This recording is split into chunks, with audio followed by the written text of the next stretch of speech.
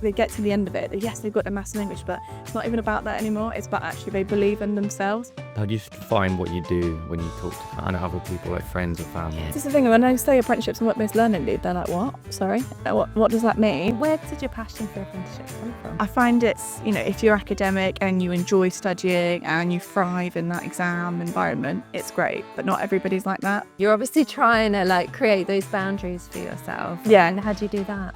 I get up at 5 o'clock in the morning. People often describe me as a dog with bones. Keep on coming back.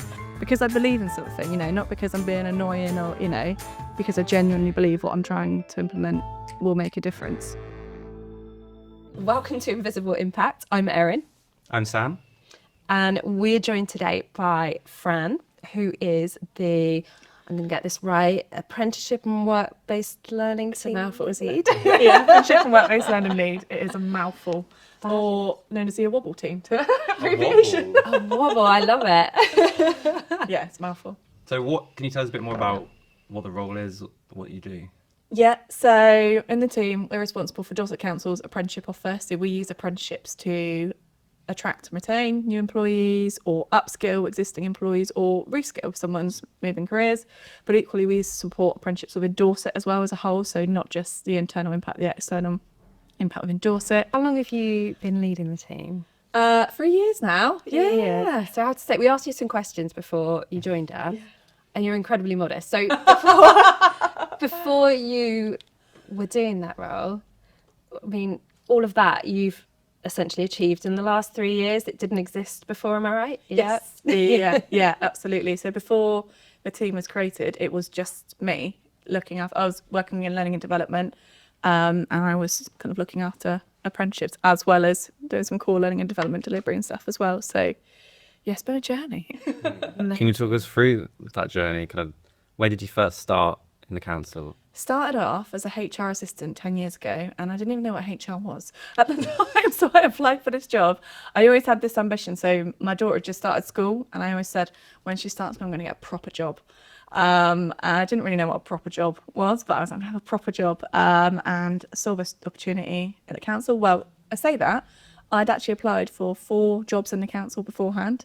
And I'd always been told, because my background was retail, I'd always been told that, you're a really great interview, but you haven't got the experience. And I remember being so frustrated, like, how am I ever going to get the experience if nobody gives me a chance?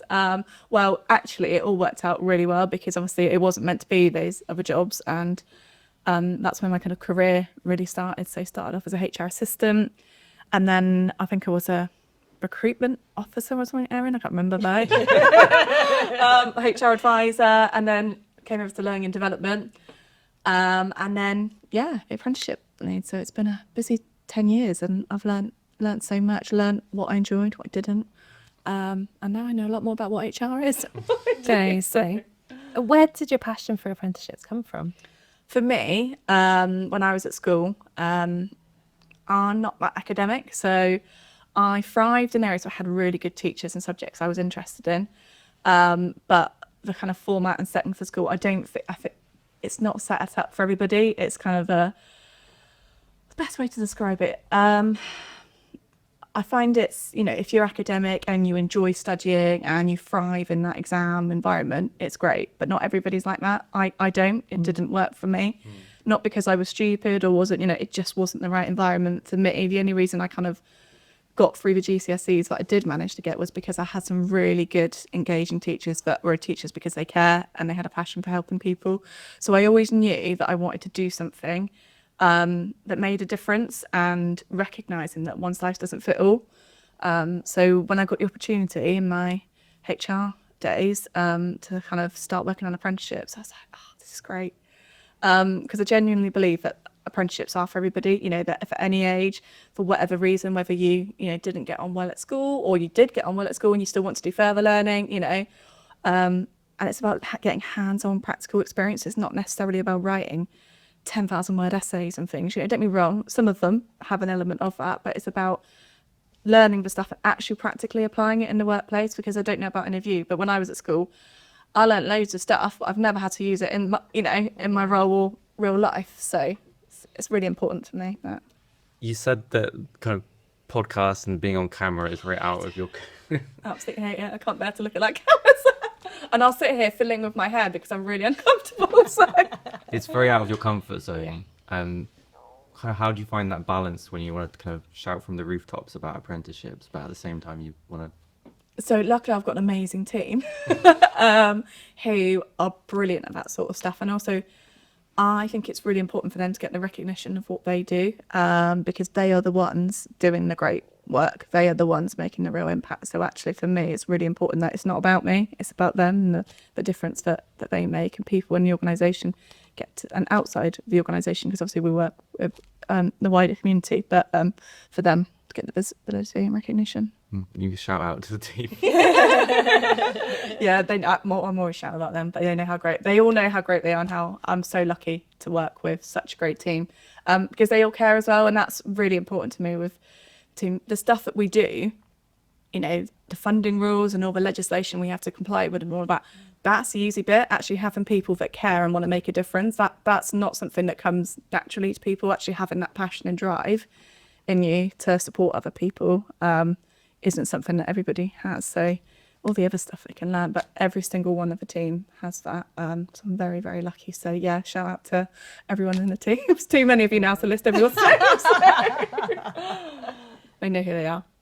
You said making a difference is really important to you, and one of the things you've brought in over the last few years is the Pathways to Employment scheme. Can you tell us a bit about that? Yeah, so the initiative was originally kind of created by Children's Services a few years ago, and it was just purely due to capacity. Obviously, they're so busy in Children's Services and doing some great work due to capacity. They just didn't have the capacity to get the scheme off the ground. They created the concept of it and got all the approvals, and it was given to my team because obviously it's vocational learning, so it's great with what we do. So yeah, the last few years we've been busy building the foundations of the scheme to support those that the council already support with barriers to employment, to help them get employment ready. But the biggest part for me is actually helping them with the bits you can't see, like somebody's confidence and the impact you made on them, and how actually you've helped them change their thinking around, how they see themselves and how they can better themselves, and actually how they can then go on and make better life choices. But I feel it's a real privilege to lead that scheme, because the people that we work with, the people we support, are amazing young people who really just deserve the opportunities that they're given. And it's all about just levelling the playing field, for them. So yeah, I'm really privileged to be a part of that. Is there any days when it can be a bit tough, maybe because people aren't supporting apprenticeships as much as you would want? Or also with our wider apprenticeship remit, as you say, there's still people in the organisation that don't know what apprenticeships are. They don't understand the importance of it, and also there's so many people in the organisation that are so busy, so they can't see past, and it's not a criticism, they can't see past the day to day. We've just got to get, we've got to get the day job done, and I think that's always going to be a challenge, but I love a challenge. So and I think it's just about, as an organisation, we do have such a great employee development offer, wellbeing offer and all of that, so sometimes there's so much stuff with the day job people don't have time to absorb it. But that's how we need to think as a team. Again, one size doesn't fit all. Not everybody reads everything on the internet. Not everybody. How can we get out and about there and share a message, but also work with teams to find out what their needs are, how we can help them, and how we can do it in a way that they can still deliver what they need to do. And Erin could speak to this as well, but there's an aging workforce, so we not like that. Oh, sorry. I mean, about it. I mean, you're We top. offended your manager. Wow. That wasn't me going, oh, you're old.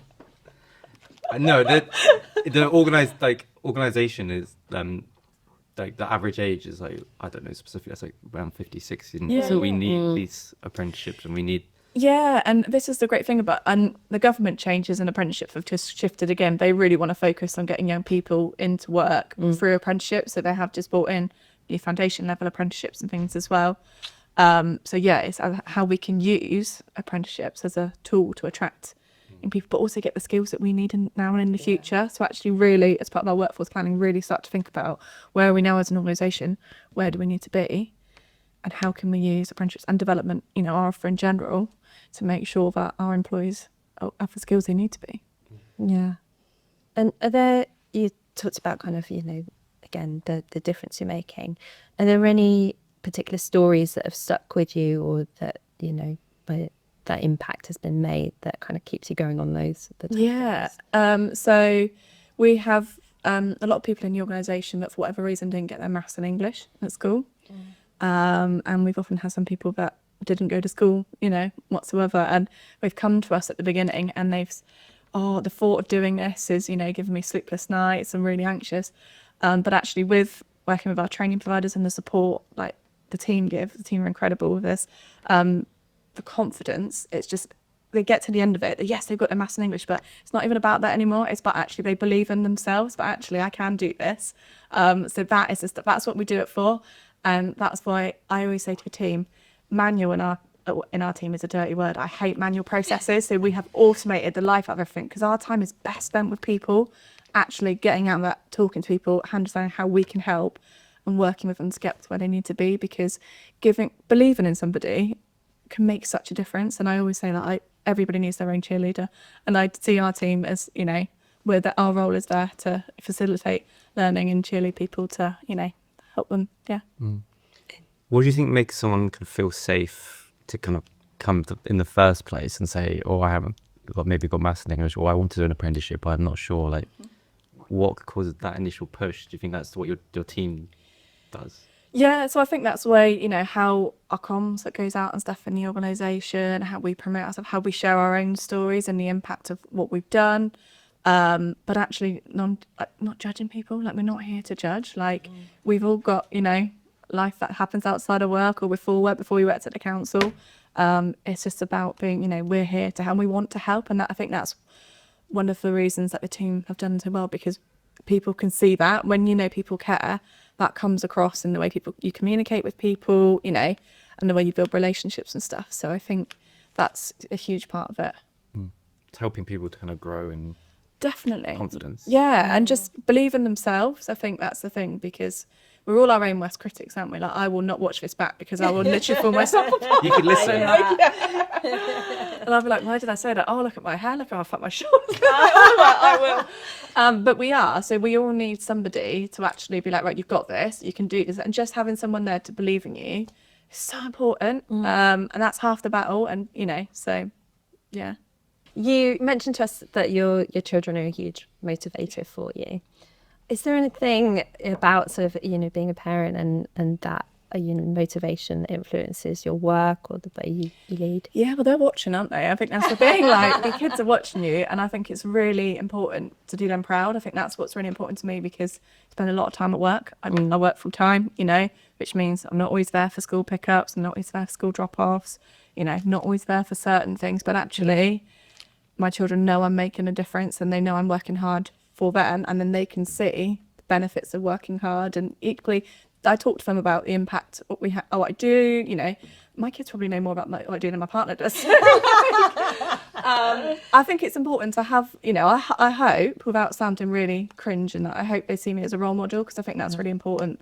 And I want them to know that if you work hard in life, and if you know, believe in yourself, you can get to wherever you want to be, you know. So that's really important to me. How do you define how do you define what you do when you talk to kind of other people, like friends or family?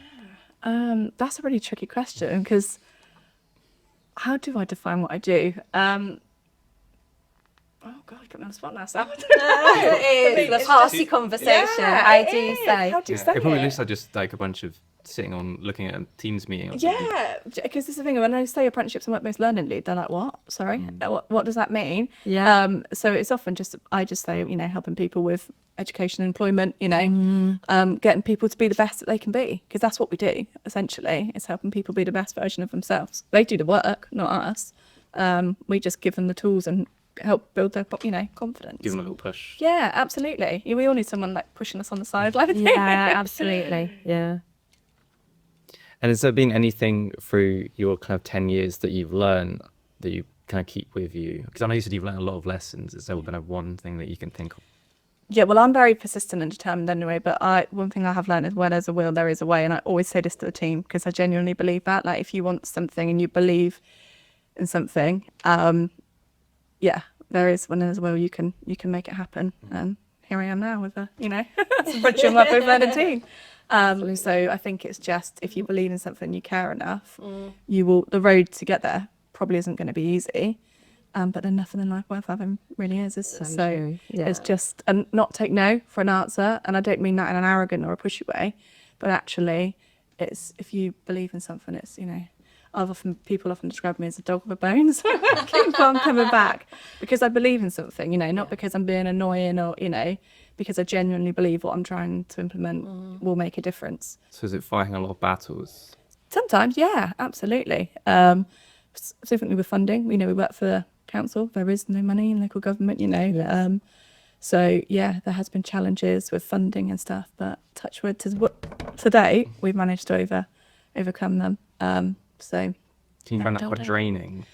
yeah, I find I love my job, but I do find it. You come to work and sometimes it's I think I put in my thing. It's like come to work, lights, camera, action, smile, off you go, and yeah, I have to be quite persuasive and that But so when I finish work, I'm tired, because I've spent all day talking, and I have this conversation with my partner because he's a builder, so physically he's like, well, you're not out doing what I'm doing, and I'm like, no, but actually having to engage and influence people, it's tiring emotionally. Some of the stuff that we do as well, there's no let up. I'm not complaining because I wouldn't have it any other way, but there isn't, and that takes a lot of Resilience? Yeah, and also determination, and that takes a lot of energy in itself. So yeah, work, long days at work, and when you finish work, it's not okay, right, I can maybe laugh on your thing when it said what you do to relax or chill or something. I thought, what? That doesn't go on in my life. And that's the difference, isn't it? Like you say, your partner's there are jobs where you're not taking your email home with you, you can't access, and you're not running it through in your head. But I think it's really hard to draw that line between finished work, it's 5:30, time to go home, and Absolutely. you just can't. It's there. Yeah, it is, and this is the thing, and my brain, the only way I can describe it to anyone is that I've got 150 internet tabs open at once, and they're all trying to run. So I can't just switch off, and I will be tossing and turning at night just because I can't, for whatever reason, can't sleep, and ideas will come to me about what we need to do this, or we need to. So that doesn't help me either. That my brain, I'm just wired that way, that I'm constantly on the go. So. Do you find yourself shielding the team from some of the kind of battles and 100%. things that you fight? 100%, yeah, because I see that as my role to do that. I see that I'm privileged enough to be in this position, and they're all doing an amazing job, working with people and making a difference. It's my role to shield them from things like that. I think that's really important. But also to be honest with them. So I will share things with them after they've happened, stuff. So it's not about keeping secrets or anything like that. But I very much say it's my role to protect. Sounds a bit cringy, but you know what I mean. I think it's fair. And I mean, because you mentioned as well, the sort of health and fitness, that's all really important to you. Yeah. So despite your head whirring, you're obviously trying to create those boundaries for yourself. Yeah. And how do you do that? I get up at 5 o'clock in the morning, Erin. I get up at 5 o'clock in the morning, go to the gym. I hate exercise. I'm not going to sit here and I'm not one of those people that's like, oh, I love it. I hate it, but I love the impact it has on me. It's so good for me mentally, because I often feel we talk about that analogy about people's cups being full up and overflowing. Yeah. My cup, as with many of other people, isn't just a Fran thing, is pretty much teetering on the edge of the top at all times. But the one thing that helps it from overflowing is exercise. Yeah. So that gives, I get up in the morning and people are like, oh, that's a horrible time to get up. Yeah, it is. But it gives me such a buzz after I've done, when I'm back from the gym at 6:30 and showered and everyone else is still getting up, I've done my exercise. It sets me up with, those endorphins for the day. I feel like I've achieved something already, puts me in such a positive mindset. So it's really, really important to look after yourself, and I've learned that the hard way for sure. But it's something that I make myself do now.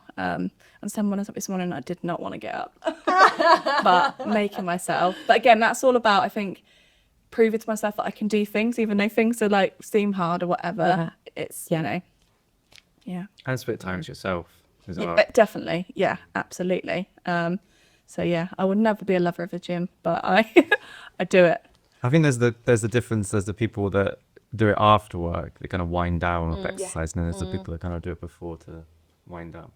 wind up. No, it's quite, yeah, it's true. And it's quite nice having it done as well. Like, what I love, you know, get up, get done it my done. exercise, yeah. Definitely, because when I finished, the only thing I do in an evening is Tuesday. Well, it's not even an evening; it's 5:45. I do kettlebells on Tuesday evening, and I'm rubbish at it because I'm so tired. Like, I'm much better in the morning. I'm absolutely exhausted at this point, and I spend the whole time clock watching that's got left. So the podcast called Invisible Impact. So what do you feel your impact is on Dorset Council?